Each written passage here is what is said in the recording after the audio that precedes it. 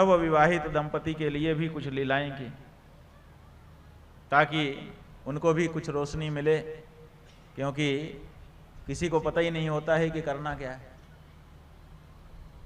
जितना विवाह आदि हम लोगों के यहाँ सनातन धर्मियों के यहाँ होता है, ये सब शिव पुराण के अनुसार होता है। शिव पुराण में बताया गया है कि कैसे बारात आती है, कैसे जनवासा दिया जाता है, कैसे द्वाराचार होता है, कैसे शाखोच्चार किया जाता है, कैसे भांवर पड़ती है, कैसे परछन होती है, कैसे विदाई होती है। सब जो कुछ बताया गया है शिव पुराण में, उसी अनुसार की विधि बन करके हमारे यहाँ विवाह होते हैं। ये सब भगवान ने लीला क्यों की? मर्त्यावतारस्तिह मर्त्य शिक्षणम रक्षो वधायैव न केवलम विभो। भगवान की लीलाएं केवल दुष्टों के संहार के लिए नहीं होती। केवल राक्षसों को मारना भगवान के अवतार का उद्देश्य नहीं है। राक्षसों को मारने के लिए भगवान को स्वयं धरती पर आने की आवश्यकता नहीं है।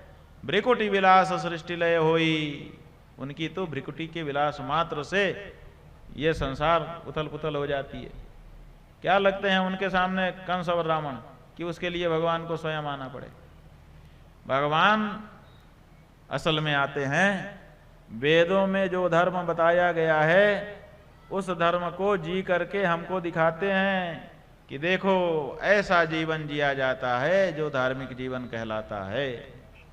फिर उसी को देख करके हम लोग महाजनों ये नगत सपंथा इस नीति का अनुसरण करते हैं और अपने जीवन को भी हम आगे बढ़ाते हैं। तो भगवान लीला कर रहे हैं।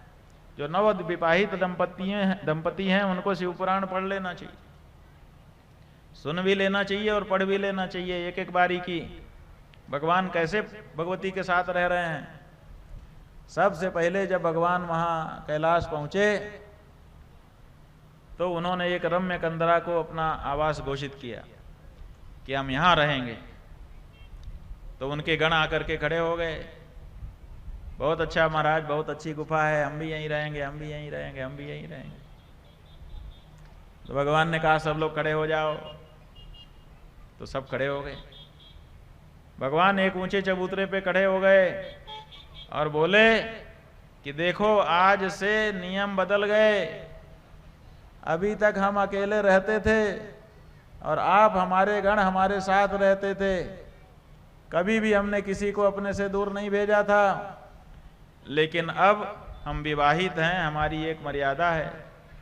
उस मर्यादा का पालन करने के लिए आप लोगों को आगे आना होगा। गणों ने कहा महाराज बताइए क्या आज्ञा है।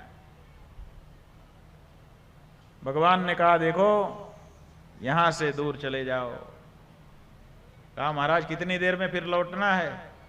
कहा ये देर वगैरह नहीं, जब हम कहें कि आओ बुलाएं तब आओ, उसके अलावा आना नहीं। तो सारे गण जो है वहां से दूर कर दिए गए।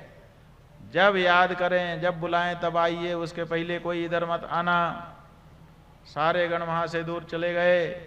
अब वो एकांत स्थान हो गया, वहां पर कोई नहीं है, केवल शिव और शिवा। अब भगवान क्या करते हैं? लीला कर रहे हैं। फूल तोड़ करके लाते हैं ताजे ताजे, फिर सुई धागे से हार बनाते हैं और हार बना करके भगवती के गाले में पहनाने के लिए जाते हैं। भगवती कहती हैं जयमाला का काम तो पहले हो चुका है, अब ये क्या कर रहे हो? हार तो हमने आपको पहना दिया था, फिर आपने भी हमको पहना दिया था, अब क्यों बना के ले आए? कहते हैं ये जो हार है ये अलग तरह का हार है। भगवती पूछती हैं अलग तरह से आपका क्या अभिप्राय है?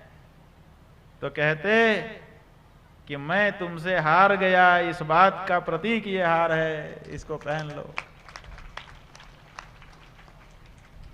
भगवती मुस्कुराती, हार को लेकर के अपने गले से लगा लेती, माने गले में धारण कर ले।